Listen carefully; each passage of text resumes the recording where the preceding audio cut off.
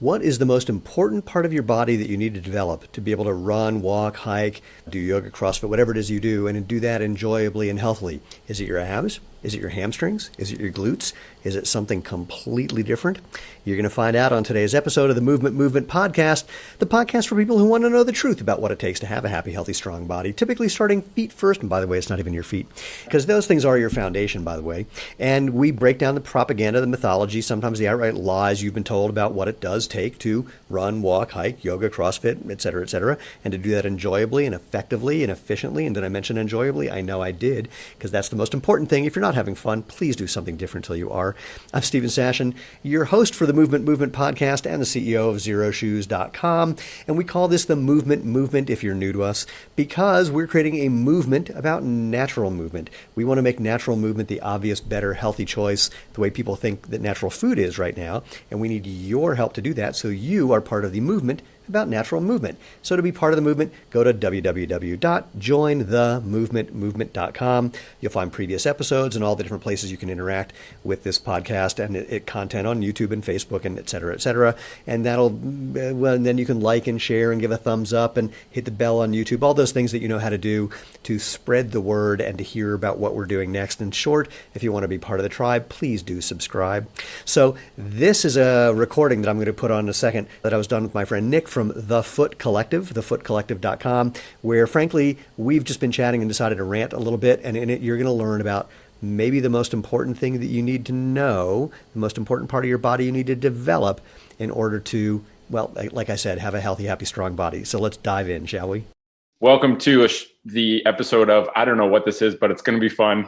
I'm chatting with Steve Sashin today, who is the founder and director at Zero Shoes, one of the favorite brands that we have at TFC Shop. And we wanted to do this because Steven is always a treat to talk to, because I love that you just tell it like it is. So let's just dive into things that we feel need to be talked about. Hold on. This phrase, tell it like it is, has a whole different connotation here in America. Because people, some people like to say, tell it like it is. And all they mean is that person has no filter. Right. Hopefully, tell it like it is means that you're telling the truth. And I would hope that's what I'm doing, because I think that I am. And I'm willing to be proven wrong and then change what I'm doing, which is actually one of the things that we were going to rant about is people who get. So let's set the context. You and I were chatting. We were both ranting about something. I don't know what, perhaps customer behavior, something like when people want to get your attention, they will talk about you on Facebook, but not tag you, and then complain that you didn't respond to their post, even though there was no literal way you could find it. Oh, and that's probably happening right now, but I don't even know about it. So you know what? Joy is missing out. Yeah. So I like that one. My other favorite one that's related to that is someone emails us and they use the wrong email address and then complain that we don't respond. I love that one too. That's a good one. Oh yeah. Yeah. I love getting PayPal disputes where people are like, yeah, I bought something and it didn't get sent to me. And then we look and it's like, you didn't even enter your correct email. So we'll fix it for you and pretend like it was our mistake.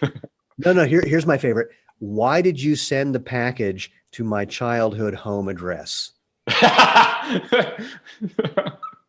Well, funny you should ask. It's because for every one of the 1,000+ orders we get every day, we check every one of them and do a search to find someone's childhood address and randomly select a customer to ship that package to the wrong place. It's like, what?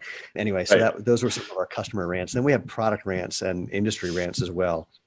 Yeah, well, I wanted to talk about so I think junk science, or junk that people are calling science, is something that is coloring many domains of life right now. And I would love to break that down, because I think, even we can even take the subdomain of like natural footwear. The question that I get, which I find hilarious, is where is the science and the research to show that wearing shoes that let your feet move like feet is better than shoes that don't let your feet move naturally? Please show me that research. And it's like, I don't even know how to respond to this anymore. It's so crazy. Then I'll tell you how I respond. I say two things. I say maybe three things. Thing number one, we're not the intervention. For the thousands of years that humans have been wearing footwear, up until early 70s, it mostly looked like ours. In fact, if you look, there was an archaeological dig in Oregon, and they found a sandal that looks remarkably like this. This is our Genesis sandal. I mean, it's a very similar. Now, the sole is not made of what's the word I'm looking for? Rubber. There was another word I couldn't find. Compression molded rubber. It's made out of sage bark, but same basic idea. So up until the early 70s, this is what we're doing. So the intervention is the new quote modern athletic shoe. So the question there is, where's the evidence for that? And the evidence for that is injuries have not been reduced at all, and performance has not been improved because of the shoes during that entire time. And there's actually hundreds of studies demonstrating that letting your feet move naturally is better than not. So Sarah Ridge at BYU showed that just walking in a pair of minimalist shoes gives you the same strength benefits or increases in strength that you would get if you did an actual foot exercise program.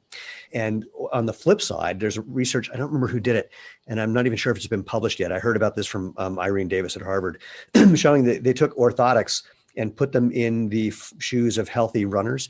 And within 10 weeks, they had lost up to 10% of the muscle mass in their feet. That's not good. And then the third thing I point out. So, I mean, that's not a surprise, right? If you use a crutch, of course not, and you don't use your leg for a month, it's like, you're probably gonna have a weak leg. I think most people would be like, that makes sense. Right. Same idea. And a version of that is, why is it that people think that feet are somehow horribly designed and they can't support you? You go to third world countries and you just don't find podiatrists treating people for things where they, put them in arch support of any sort. They're not required. Well, it's like if you went to the doctor and said, my wrist is bothering me, and the doctor says, oh, we're going to have to immobilize your neck for the rest of your life, you'd go, what do you say? Yeah, I know, but we apply different logic to a different body part for some reason. And it's like the whole system abides by the same principles. And I remember when I did a podcast with Golden from Ultra, he talked about, I looked up one of his talks from like 2013, and he gave stats on rates of foot problems in shod versus unshod populations. And it was so interesting because even the superficial stat without much description is like stunning. It's like 78% of people in shod cultures will develop foot pain at some point. 3% of people in unshod cultures will develop a foot issue at some point. And then if you put a little asterisk beside that 3%, it's like, by the way, those people like step on a tree root or stub their toe, it hurts for a week. And then they're like, yeah, my feet are fine. The other people are like, my feet hurt all the time. And big surprise, you're wearing foot casts. Yeah. So, I mean, I've been predominantly barefoot for the last 12, 13 years. I can't even do the math anymore. And not that's math, that's just called memory, which I don't have anymore. I've had two injuries. Hard drives out of space, right? Yeah, I got no CPU cycles to spare. I've had 2 injuries in that time. Same injury twice. I stubbed my toe. I just wasn't paying attention. Catastrophic. One time I'm walking up my sister's driveway and the garage pad was like 3 inches high. I didn't know that, and I slammed into it. And then a couple of months ago, I'm taking a walk with a friend, and we're just walking down the sidewalk, and there was a rock that had moved, that somehow had gotten moved from being around a tree to the middle of the sidewalk. I wasn't paying attention. So it's like a little reminder to be like, be a bit more mindful. It's like, that's what I get. When I stub my toe, I'm like, okay, I got to pay attention a little bit more, or it just happens sometimes. Yeah, I go for that one. I don't really care. It's kind of like, pardon me, one sec. That's called the apple that I ate before we got on the call. It's sort of like I was hanging out with a bunch of psychiatrists and physical therapists and healers of varying kinds. They were all talking about the different diets they were on. And there's a pause in the conversation. And I said, I'm on the, I don't know when I'm going to get hit by a bus diet. I like that one. Give us some more details of what that diet consists of. Yeah, it's pretty much what I'm in the mood to eat. And that's about it, because I'm not going to sacrifice something that I enjoy because I have this imagined scenario of, if I eat a certain way, my body will change shape in a particular way, and then I'll finally be happy. I don't have that one. So, not saying that I love this thing. I'll tell you a weird personal thing. As I roll out of bed every morning, I pinch a little bit of, right around my abdomen there to see what my body fat feels like, as if somehow overnight I magically drop 5% body fat. Has that ever happened? No, I have had times where, I've gone to the bathroom and had to take my belt in a notch, but that's a whole different story. So, but the whole point is, I'm not someone who overindulges. I don't binge on things, but a good piece of chocolate cake. Back in the days when I was a diehard vegan, a friend of mine said, one of my favorite things about you is you're a diehard vegan, but if you see a piece of chocolate cake and it's not vegan, you will eat that cake. I said, yeah, there's an exception, a little window that's personal to everyone. Actually, out of curiosity, what made you want to be a vegan, and what made you get out of being a vegan? Cole's So no. I have a genetic disorder I found out about 10 years ago. I was at the Oh, first interesting. paleo conference, Paleo FX, and there was all these people talking about paleo this, paleo that. And of course, it was very entertaining because A, none of the paleo experts could agree on what paleo was or wasn't. And B, out of the 10 sort of most famous people in that group, 5 of them were morbidly obese, and 4 of them had just gotten C-reactive protein scores that were through the roof because they were eating so much meat. Oh, great role And models. so, Great. Let's listen to these people exactly. for sure. Exactly. So there is that dilemma. And besides, the more, back to your point about the truth, the more research that comes out about our Paleolithic ancestors, the more we find that what people say, what paleo people say, those people ate is not true. They say they never ate grains, and there's actually evidence they ate tons of grains. They said they never ate, basically sugar. They ate tons of sugar. So anyway, whole other story. Well, But I'm that's too talking inconvenient to talk about, Stephen. We've already created the brand paleo. People are already drinking the juice. So let's not talk about that, please. Well, no, I said to one of the, you're right. I said to one of the doctors, this idea that you each have, that there's an ideal diet for all human beings, even though you can't agree on what that diet is kind of silly because I said, I'm a genetic freak. And the guy said, what do you mean? I said, well, I'm a sprinter and I'm a Jewish sprinter. So not a whole lot of us. In fact, Oh, you may interesting. be talking to the fastest Jew in the world, but that's a whole other Nice. story. Well, it's an honor. Fastest Jew ever world over 55. Anyway, but I said to this guy, you guys all talk about eating a lot of meat. I've never liked meat since the day I was born. I remember vividly, like my mom would make pork chops. I would chew it up and stuff it in my cheek and then make an excuse to go to the bathroom and spit it in the toilet. I Nice. just, my dad, I couldn't have been more than 7 or 8. And my What dad turned you off from it? says, Was it the texture or the taste or just you weren't a fan? well, I'll get there. So here we go. So I got to tell you this one though. One day my dad said, you're going to sit under the table until you finish that whatever piece of meat it was. And I stayed there for 3 hours until he said, Nice. I go to bed. So I said to this doctor, I've never liked meat. And he says, well, do you like coffee? I said, no. He's, do you like tea? I said, if I never drank another cup, I wouldn't miss it. He's, do you like red wine? I said, no. And he like goes down this list of foods that I either aggressively don't like or would never miss if I never had another taste of them again. And Have you he hit said, oh, chocolate? you don't taste chocolate was a whole different game. He says, you have a genetic disorder. You don't taste savory flavors. So I look it up and I had my genome sequenced. And in fact, I have a known genetic disorder. It's kind of rare where I just don't taste savory flavors, the umami flavor. And so meat just tastes like slightly irony, slightly metallic mush. Wow, that's very interesting. It's like being colorblind. I was at a dinner party. Someone brought in some, raised by virgins, massaged by nuns, blessed by the Dalai Lama beef. And so I like to try things. I'm always curious. Yeah. So I tried a bite and I said to this whole room full of people, and I was genuinely curious. I said, so this has a flavor that you actually can taste and enjoy? And everyone looked at me like I was crazy. And my wife says, you made everyone so self-conscious, you ruined the meal for them. Yeah, you just destroyed it. They're like, well, now it doesn't taste as good anymore. Yeah. It wasn't my intention. I mean, I was genuinely curious because I couldn't taste it. So what made me be a vegan was just, let's just drop dairy for the fun of it and see what happens. And I didn't notice it and didn't miss it. And what got me out of being a vegan, this is going to sound crazy. I'm walking along a sidewalk by Whole Foods. Mm-hmm. This is 15 years ago, maybe. And literally the thought popped in my head, a thought that I hadn't had in ages. And the thought was sushi. And I went, okay. Nice. And so I went in and got, a little thing of sushi. And that was the end of my veganness. And so I eat some dairy. I have some kind of fishy something 2 or 3 times a week. That's about it. I like it. Yeah, I love Joel Furman's approach of just being a nutritarian. It's like just eat things high in nutrients. And it turns out if you do that and you eliminate a lot of the like unnatural stuff, it doesn't really matter what you eat, how much you eat of it, like you're going to do okay. Takes care of most of it. I was taking a walk with a friend of mine and she said, I wish I would just, I'm trying to listen to my body to know what I need to eat. And I literally fell on the ground laughing. I said, well, first of all, I'm laughing because I used to have thoughts like that. And what's so funny is I can answer your question and address the question underneath your question.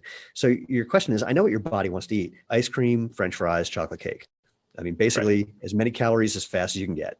So that's what we know. But you have this idea that you could, quote, listen to your body. I don't know what that means. And that if you did, it would ask you to eat things that you think would change your body in such a way that you would eventually like it and be happy. But that's just silly. If you walk around and ask a million people, do you like the way this thing looks or functions? You will not find anybody who says yes. Everyone's going to have a thing they don't like, a thing that doesn't work the way they want. This is just a concept that we have. And you're making, because we're told all day that you're not the way you should be, or that you could be better. Like literally surrounded by messaging all day long. How could people not feel that? Well, this is one of my rants, is that especially in the West, we have this idea that there's a certain collection of thoughts that we have that are personal and that need to be resolved. And most of them are just proof that we're human beings. So like I don't like my body and I should like it. Why do you think that you should? None of us do, mostly because we never developed the skill to look in one of these and determine whether there was bacteria in it. What we developed is the skill of taking a sip and then checking to see how it feels, and then knowing if we need to throw up as quickly as possible if it doesn't do it automatically. So, we've developed this hypersensitivity to internal sensations that we now just have no reason to use them. And so we just turn it internally forever. So there's all these things that are just proof of this is the way human beings work. And we take it as a sign of a personal problem, which is fundamentally wrong. But anyway, this was a tangent about science and telling it like it is. I'm going to give you a science one. Here's one of my science rants. Okay. How do I want to do this one? Nike has a newish shoe called the React Infinity Run. And the way they advertise it, you go to a store, if anyone remembers what stores are, you go to a store and there's a little sign underneath the shelf with the shoe that says designed to reduce injury. Right. Which I think is hysterical. I know, that is so disturbing. Like, how does Vibram get in trouble to say you wear shoes with less support, your feet are going to get stronger, and then Nike says these will prevent injury, and it's like it's better. It doesn't say will prevent injury. It says designed to reduce injury. Who designed shoes to increase injury? So all of our other shoes are designed to increase them, but these ones aren't. Right. Well, it's like Cheerios. It says supports heart health. It's a meaningless phrase. I mean, heart health is meaningless and supports is meaningless in that sentence. But here's the kicker. The study Avoid any foods that make health claims. That's a good heuristic that I share with people. It's like, if it makes health claims, it's probably not something that's tremendous for you. I don't know. There's a new superfood that I heard about that comes out of the Amazon that the 3 guys who ate it are 3,000 years old. And how can you argue with those facts? I want to talk to those guys. If it's true, then, but they're not advertising on their boxes though. They're just, that's the difference. No. But if you do advertise with them, you're exploiting tribal populations, and that's not good either. But so Nike does this thing. They say it's an independent study that they designed and that they paid for, and they had a third party perform.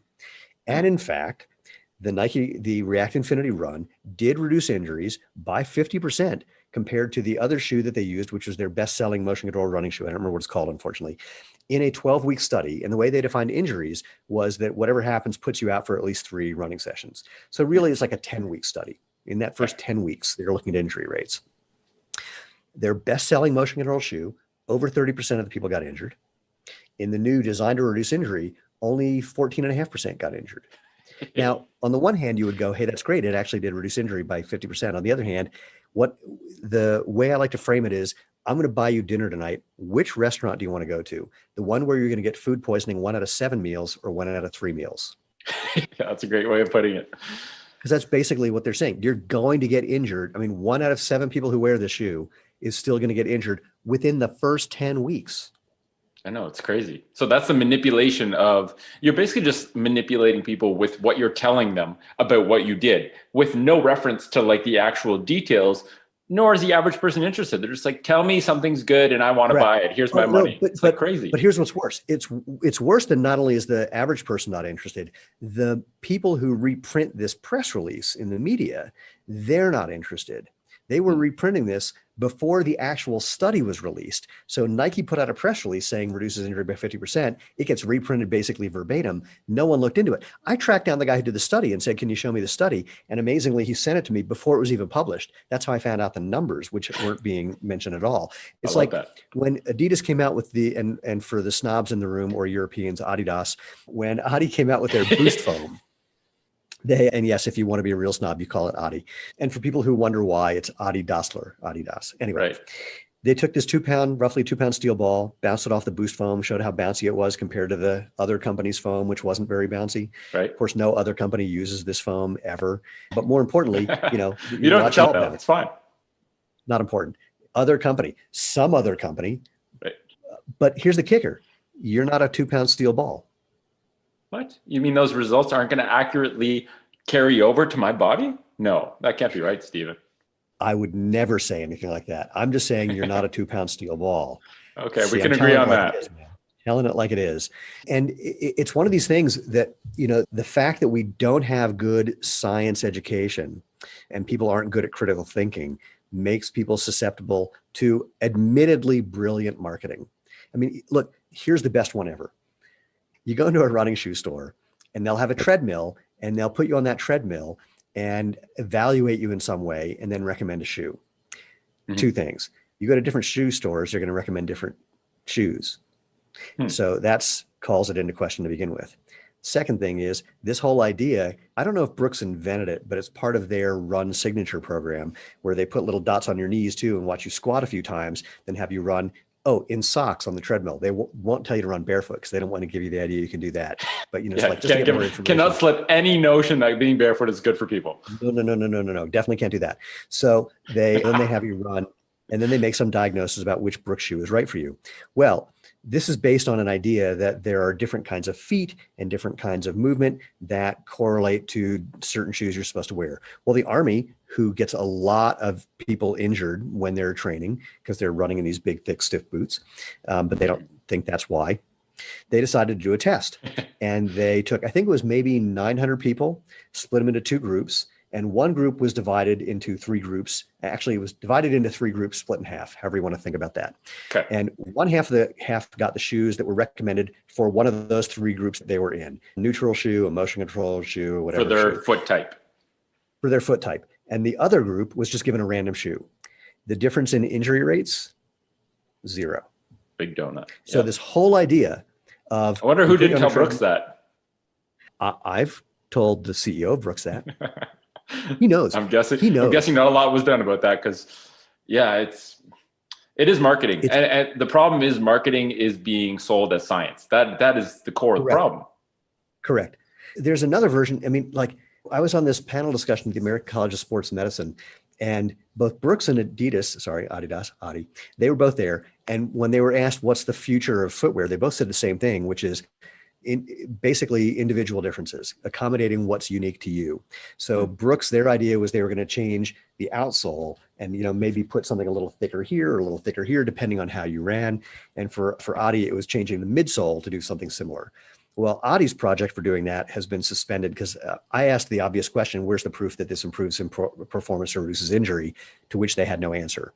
Adi is currently not going on this project because it was based on a custom-made 3D printed midsole, and they essentially found that it's just not tenable. I don't know what Brooks is doing, but Brooks practically admitted that they want to give you a different shoe for like everything you could possibly do, like one shoe for walking into the bathroom, one shoe for walking out of the bathroom because you weigh less. I mean, just crazy stuff. I wonder why. It's almost like they make more money the more shoes they sell you. We've had people tell us, we have a 5,000 mile sole warranty on our shoes, and we've had business advisors say you need to make shoes that don't last as long. And I go, no. No, thanks. I love that. I love so the 3 hours under the table, that stubbornness clearly has permeated through your whole life, which is probably why you make shoes, because it seems like the craziest thing to embark on. But when no one else is doing it, it's like, yeah, I'm just going to sit under the table for 3 hours. I'm just going to chew glass and go through the process of making shoes. I don't think of myself as stubborn. I think of myself as committed to the truth. And the truth is right. I did want to swallow that chewed up stuff in my cheek. And the truth is that, the benefits that my wife and I discovered when we got out of shoes were so demonstrable. And then people kept asking me to make barefoot style sandals for them. And they had the same kind of benefits. And then while we were just in the process of doing that, we met some guys who they'd been in footwear for like 35 years. They all started at Reebok actually, and then moved around. It's a very incestuous business. And they recently went out on their own and they said, we believe natural movement's the most important thing there is. We believe in you guys and what you're doing. And we would start this business with you, but we've been in footwear so long that we're not stupid enough to try and start a shoe company. And Lena and I said, yeah, we know we're hyper optimistic and naive, but that's how things get done. So away we go. Exactly. And the dreamers are the ones who make the change. And sometimes you got to learn as you go, but yeah. Well, it's the people who have a very bizarre misunderstanding of risk tolerance. That's a polite way of saying naive. Yeah, exactly. Like for me, the worst thing that happens is I go broke. All right, whatever. Yeah. If I have to go to Baja California and live on the beach, I can do that. I know how to spearfish. Yeah, it doesn't sound too bad. No, I met somebody, this is a homeless woman. Actually, sorry, it was a friend of mine who met this woman on like Venice Beach. And she was just sitting there with her shopping cart full of stuff on this one bench. And my friend struck up a conversation with her. And she said, yeah, I just, stay here in front of this house every day. And my friend says, oh, is it to inspire you to get off the street? She goes, no, that used to be my house. It's to remind me how miserable I was when I lived in it. Wow. Mic drop. That is powerful. It was, it's a stunner. I really like that one a lot. All right. So science masquerading. What's happened look, here's Science 101, the Vibram lawsuit. We have to rescue science, by the way, because like people are starting to get a really shitty perspective of science, but it's not fair because science is this beautiful mindset of constantly trying to prove yourself wrong to figure out the truth. And we can't let the word get bastardized by all these people that are messing it up. So like, how do we rescue science and reclaim its true essence? Like, it's really frustrating. Oh, I'm sure you and I can do that on our own. That's a piece of cake. I think it's a really good question, actually. And I'm going to talk completely out of my butt and make things up for the next 30 seconds because I don't know. But the thing that occurs to me is that we're no longer, I don't know if we ever were, educating children on how to think clearly, on how to assess information accurately, how to look for counterfactuals, how to look. This is a thing that I do all the time. Wait, I'm gonna find something to draw on. Whenever someone tells me something that just has the ring of not true, I do this thing. Now, this is like statistics 101. I didn't know that. Again, if you learn to think, you start figuring these things out. So people say A, look at that, I'm writing upside down. They go A leads to B. Okay. Here, wait, I'll draw an arrow. They go, that's what I'm saying. I'm saying that, A leads to B. Now, what I then say is how many times does A lead to C? And which is the opposite of B. And how many times does D maybe lead to B? And if D and C are bigger than A is probably not right. Now, that's very elegant. I like that. It's a really simple thing. And it's kind of an Occam's razor thing. Look, I'm going to step on a bunch of toes right now, pun intended. Let's talk about grounding and earthing, shall we? Oh, I would love to. And just as a side note for that, what I always come back to if we want to rescue science is improve public science literacy at a very basic level, like what you just did. And only the people who are willing to actually listen are going to be the ones you give a shit about anyway, because they're the only ones that matter. The people who don't care to want to learn, you almost have to wait until you get more people on your ship before you can then start to invite other people that aren't ready. I think, look, kids are naturally curious, and but what they're up against is evolutionary biology. These things inside of our skulls are not wired to think critically. They're wired to come to very quick decisions and stick to them because it's not energy efficient to every time you're in the savannah and the grass is doing this to figure out if hiding behind the grass is something that you're going to eat or something that wants to eat you. You need to make a snap decision and react fast. Now you can make the wrong decision. You can decide that's a, saber-toothed lion and it's a saber-toothed bunny and you run away and you're passing your genes on to a bunch of other scared idiots. So that's the thing. But kids are naturally curious. And if you give them the ability to investigate things, many of them are really, really into it. I mean, there's a reason why this is not I'm not trying to make a gender specific thing, but boys more than girls are super interested in watching construction projects. Yes, I like seeing how things work. Yep. A friend of mine made $1 bajillion once he had a son and he noticed this. He just took a camera out to construction sites and shot like 30 minutes of video and sold those videos, made millions. Genius. So yeah. So again, we're not wired to do this because the energy and efficiency of it. And in fact, when you create a new belief and someone challenges it, the research is very clear. You actually use that contrary information to hold on to your belief even more firmly. And when you really challenge somebody on it, they react like you're trying to kill them. And I think that's a neurological phenomenon where the way we store certain kind of beliefs is very similar to the way we store our very sense of identity. And so they're very tightly wound. Yeah. So you got to decouple those. And I learned, I think that's one of the biggest things you see is people take attacks on their concept. They're not even attacks, but trying to give someone a different perspective and challenging the one they hold is like you're challenging their entire existence. Even just asking them questions. I mean, a friend of mine used to bring people that he knew to a brunch that we had every Sunday just to get them to argue with me about things. Like, did we land on the moon? It's like speed chess. You're just there. No, yes, no. No, what I would do, I would ask them questions about the arguments they were presenting, and they wouldn't be able to answer the questions. And I never made one comment about my position. Right. You just went straight up Socratic on them. Yeah. Like when someone talked about the moon landing being fake, I said, do you know what kind of computers were being used at the time to display information?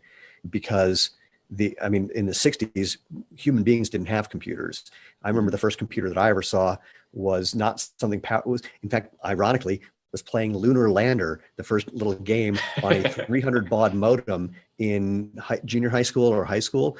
And even that wasn't a good simulation. So, what kind of computer does it take to do a simulation that's good enough to fool the 100,000 people that were involved in that project? And did that computer exist at that time? And they, their brains would start to fry. And the answer is no, those things didn't exist at this time. I mean, they were doing this stuff on slide rules, figuring out how to get people to the moon. So anyway, that was there was a tangent about teaching people, and there was something else I remember. The solution to taking back science. And then we got into, I think the Socratic method of just asking people who get upset when you ask them questions. It's very telling. And sometimes that is my departicipation in the conversation where it's like, I just asked you a question and you got upset. I don't know if I want to pursue more energy in this. Well, here's another variation of that. And this will be kind of a rant of mine. So I've been living and breathing this stuff for, more than a decade. People will challenge me with their opinions about things for which they have little to no information. Right. And when I present the data that I've collected over the years, not my personal opinions, but actual information, they don't handle it very well. So I'm moving this around so I'm more centered. There we go. Makes me feel better. That's better. Why do you think they don't handle it very well? No. Well, so here, I have two favorites.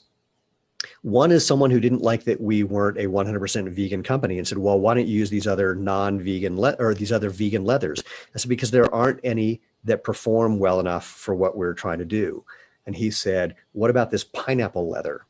And I said, without having to look it up, because I already knew about it, the one that explicitly says it's not for use in footwear. And he said, what about the mushroom leather? At the time, I said, and again, I knew about it already. I said, at the time, they'd only made 1 yard of it. I said, so it doesn't exist and it's super expensive. Now, by the way, they're using it for things, and it also says not for use for footwear. And he says, what about, he mentioned one or two other things, and I knew about them already and responded already because I'd looked into it already, until finally his only response to me was, well, what makes you such an expert? It's your job. Yeah, it's exactly what I said. I said, it's because I am one of the experts on the planet about this. It's what I do all day, every day. So that's a favorite. My other favorite is humans didn't evolve to run on hard surfaces. So this is a naturalistic fallacy that there was some Edenic time where we were all just, swimming in chocolate rivers and having grapes fed to us by angels. And running on trampolines everywhere we go. And running on trampolines. And I say, well, dude, have you ever been to the places that you think we evolved in?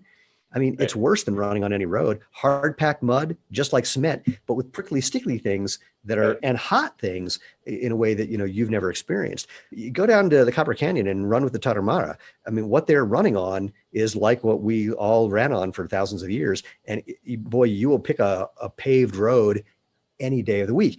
But the other interesting part is, even if we didn't, quote, evolve to run on those surfaces, that doesn't mean we're not able to.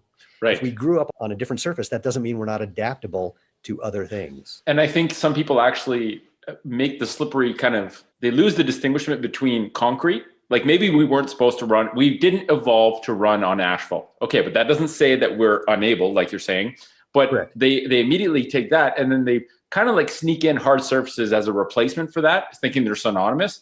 And if you agree that, okay, asphalt didn't exist 1,000 years ago, I agree with that. And we didn't run on that. But that doesn't mean we can't run on hard surfaces, or that we didn't run on hard surfaces. So it's like these little tricks that people don't really, I'd even think, notice, but they just say, and they're like, see, that's the truth. Well, and again, it goes back to this thing. It goes back to counterfactuals. It's like, okay, if you believe we didn't evolve to run on a hard surface, can you look for an opposite case? Can you look for a case where we did run on surfaces that are hard or difficult or dangerous in some way? Right. And see if there's examples. Like, here's a fun example back to paleo. There's a woman named Denise Minger, Minger, whom I totally adore. She's brilliant and smart and just absolutely wonderful and very funny. And she became the belle of the paleo ball because she'd been a diehard raw food vegan and then started having a bunch of health problems and then switched to being like, I'm just going to go kill my own cow and eat it raw, practically. Good for her. Yeah. And so she got totally into paleo things, and the paleo people loved her because she was a former vegan. Well, she's also a smart researcher. So she decided to research some of the things that the paleo people were saying and look for counterfactuals. So refined carbohydrates are bad for you. Well, let's check. And she found some tribes, some parts of the world where people eat like 80% of their calories come from refined carbohydrates. And they do not have the health problems that the paleo community was saying that you would get if you ate refined carbohydrates. Right. There are other people who don't eat refined carbohydrates, but just get the majority of their dietary calorie intake through other forms of carbohydrate, including like, sugar, just plain straight sugar or honey. Again, they don't have the health problems that the paleo community suggested. What they do is they don't eat too many calories and they're relatively active. Right. So the whole thing of looking for and their lifestyle reflects what our biology is built for, even external to that. Like there's so many little things that we do that are so counter to what our biology is built for. Like we discount all the other things sometimes. Well, and back to your point about what our biology is built for. Again, the idea that there's a one size fits all is something that we all love the idea of. And sometimes it's true, and I'll say about that in a second, and sometimes it's not. So there's this idea that, there's a diet that's the best diet. Well, Denise, she also looked at the rice diet. The rice diet was something that was done at Duke University, which is where I went. And there was a guy who took morbidly obese people and put them on a diet of basically, just fruit juice and raw white sugar. Not only did they lose, they were eating as much as they could eat all day, every day. Now, the challenge with this diet is he literally whipped people into eating because it's so unpalatable to eat like that. And he was just trying to force them to get calories in their body, and they could eat as like with a whip, a literal physical whip. Literally. That's great. That seems. How did he get that one by ethical review board? Once they found out, the whole thing disappeared. And when I was at Duke, I knew people who delivered for Domino's who got paid $1,000 a pizza to sneak pizzas in to some of the people who were on the rice diet.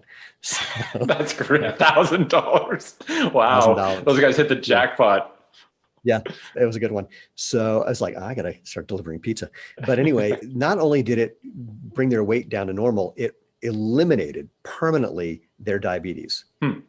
And so again, a massive counterfactual. So the idea that there's a single diet for everyone. So certain things about our biology are probably unique to us for various reasons. Our gut microbiome, our ancestry, a number of things. But certain things are not unique to us. What makes efficient running? What's the best way? Look, what's the best way to get the most? Let's just use something simple, push-ups. What's the best way to orient your body and do push-ups? You might have some arguments about, where you position your elbows and how wide your hands are, but there's one thing you're never going to disagree about. Do you do this with your fingers or do you do this with your fingers? There's no one who's ever going to do a push-up like this. because this is more stable. Similar idea with your feet. So there's certain things. Those biomechanical principles that apply regardless of how special you think you are.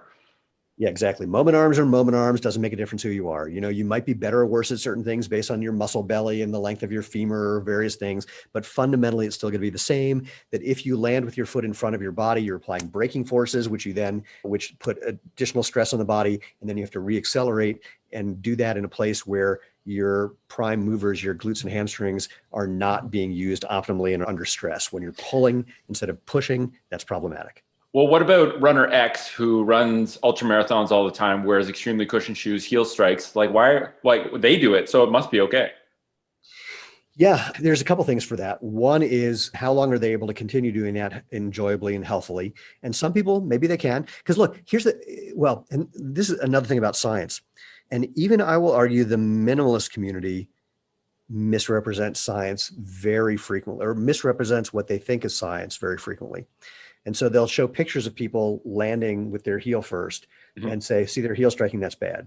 I go, whoa, you don't know how fast that person's moving across the ground. For all you know, their foot's coming in contact with the ground. Maybe they're walking also.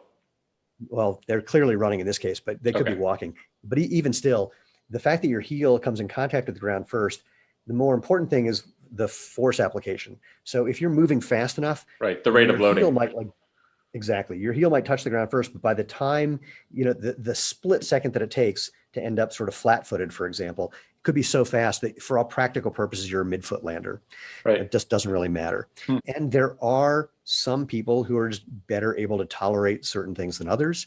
There are some people who, for whatever reason, but you can't use the exception to try and prove the rule in this case. Right. You can't use one snapshot to say, do you know anything about that person's injury history? Do you know anything about, what about runners that don't run that way and that run with less injuries? Do you know, there's so many variables missing, and it's really easy to simplify it to the point where it proves what you're trying to prove, but it doesn't mean that it's actually true. Right. Human beings, again, and other things we want to do is try and simplify things as much as possible. And we usually go way too far and oversimplify things. Right. So look, the whole barefoot thing, when people say, this is partly what got Vibram in trouble, is that the way the five fingers was positioned and the way barefoot running was positioned in 2009 was just take off your shoes or put on a pair of five fingers and everything's going to be great. It just wasn't true. And I'm the first one to say, it's not about the footwear, it's about the form. It's just that certain footwear makes it easier or less easy to get enough feedback to notice your shitty form and to adapt to a better form. Right. And it's all about the feedback. This is why Irene Davis breaks things down in what she calls minimalist and partial minimalist shoes. I accused her of being politically correct, and that if she weren't, she would say true minimalist and fake minimalist. Right. And the fake minimalists are the ones put out by pretty much every major shoe company, right, which are typically, they have less of the crap, but they don't have no crap. Yeah, exactly. They're too narrow in the midfoot. They're often not wide enough in the forefoot, and they have too much padding. And it's the padding, because then you can't feel enough to get the information that you need. That's the biggest problem. It's like, Stephen, you can either swallow this much mercury or we'll give you a little bit less. What would you rather? It's like, I don't want any mercury. Actually, I'm good. Well, the mercury is the dessert they give you at that restaurant where it's either 1 out of 7 meals that gives you food poisoning, or 1 out of 3 meals. Nice. So they have this amazing mercury flambe. Just, oh man. it's to die for. It's to die for. Okay, 2 things and then we'll wrap up. And I think we should just, right. I was like, oh yeah, we'll do half an hour. It is what it is. We've already gone 45 minutes. So maybe we should just do these once a month and just have a release valve for talking about shit that we don't talk about otherwise, maybe.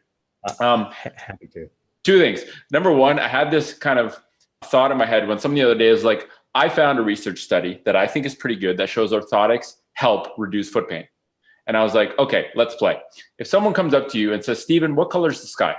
Let's just go real time. Let's just pretend this is real. Stephen, what color is the sky? I'm going to say blue, but only because I'm giving a colloquially correct answer. Okay, perfect. Well, what if I told you I have research to show that the sky's black? What would you say about that? I have 1,000 pictures. I have a lot of data. I have 1,000 pictures that show that the sky is black. So I don't know if the sky is blue. And I'd like you to prove me otherwise, because I have research. Do you have research to show that the sky is blue? I don't actually, in fact, there's some art. Well, anyway, no, I don't. And what I would say is, do you have eyeballs? Yes. Go outside and see what color the sky is. And then we can let's just go look together. And it's like people forget that you can figure shit out yourself. Scientists don't have to tell you everything. Hold on. This is going to sound paradoxical and absurd. This next thing I'm going to say.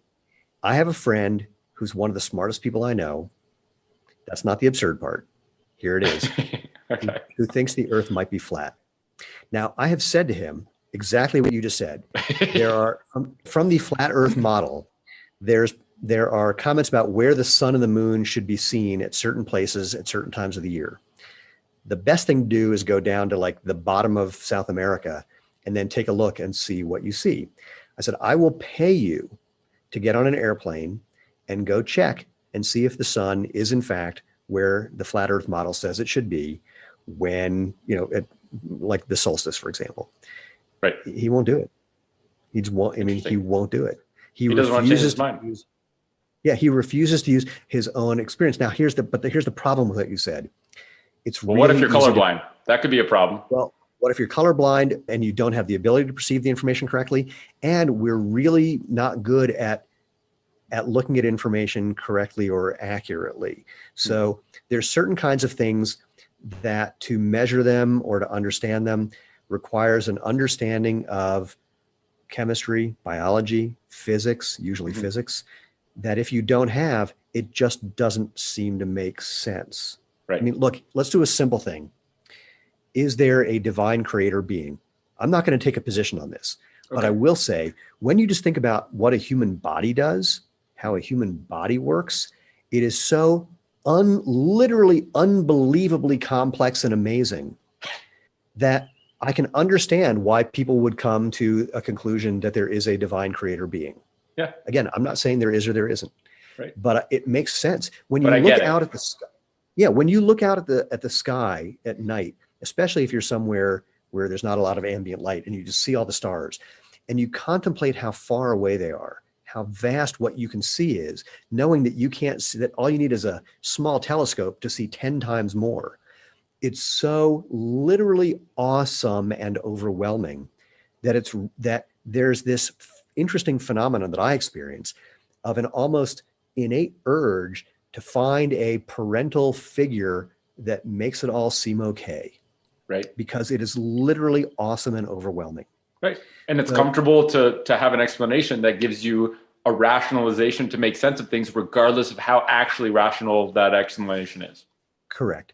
And, there's certain things where you can get the data really easily, but you need to know more stuff to understand what the data is really telling you. Right. So like with the flat earth guys, there's some really, really easy data that you can show them to prove that the earth is curved. But you need to know a couple of other things about how light bends when it goes through different surfaces. And if you don't want to get into that, again, it goes back to what you were saying before. People are distrusting of anyone who knows more than them. Mm-hmm. Didn't used to be that way. It used to be that you respected people who had spent time to learn more. But now there's a distrust of people who seem to know more. But they trust Nike, which is weird. Well, and that's the thing. Over time, they do trust whatever say a lie often enough, people believe it's the truth. Yep. And then believe it's the truth often enough, and everyone starts to agree because the person who originally said it doesn't need to say it anymore. It becomes part of the cultural whatever. Mm-hmm. Yeah. Parents now teach their kids they need arch support and motion control. Nike doesn't have to say that anymore. They don't. They just say, don't you want to be like this genetic freak who you will never be like?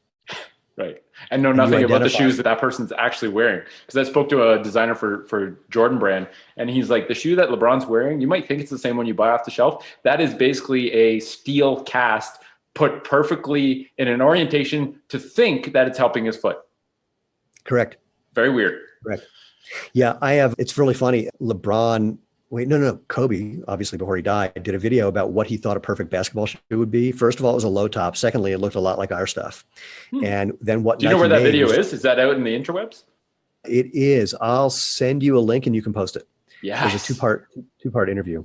Amazing. Because the second part you'll see is really fun. It's the shoe they made, which is not what he asked for. Big surprise. Yeah, it's like there was some researcher who went to the Adi lab and they analyzed his gait and said, well, you're an overstriding heel striker, so we have to make a shoe for you that has extra cushioning in the heel. So if all you have is a hammer, everything looks like a nail. Of course. They believe that's a fine thing to do that you need to accommodate for, despite all the research showing you can't accommodate for it. There's no amount of cushioning that accommodates for that.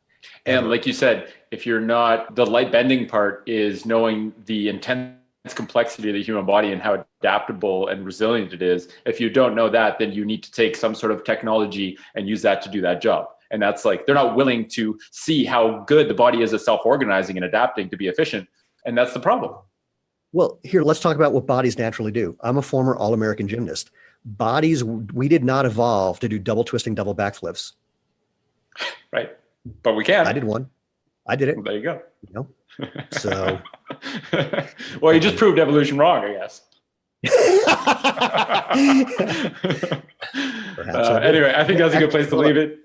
No, wait. Here, I'm gonna prove something else wrong really quickly. Okay. One of my best friends became a best friend. He's a world champion cross country runner, masters world champion. Okay. And one day at practice, he finishes a run. He goes, "I just set a personal best on one of these runs, and I wasn't even going to come out this morning because I just felt like crap." I said, "Do you ever have races where you feel like crap and you win?" He goes, "Yeah." And by the way, I've asked this to a couple of Olympians and they give the exact same answers. Do you ever have races where you felt like crap and you win? Yes. Have you ever had races where you felt great and you couldn't make it work? He goes, "Yeah." I said, "Well, you just disproved sports psychology." Or you just created a different realm of sports psychology, which is the total opposite of sports psychology. Well, no, well, possibly. I mean, I've had the same experiences where, both as an athlete and as a performer, times that I felt the worst, I did the best, and vice versa. But it's not that it's not 100% correlated that way or causal that way. But suffice it to say, the idea that there's a particular way you need to think, because it's thinking that determines who wins. It's effortless to demonstrate that's not true by just people's actual experience, by the actual data.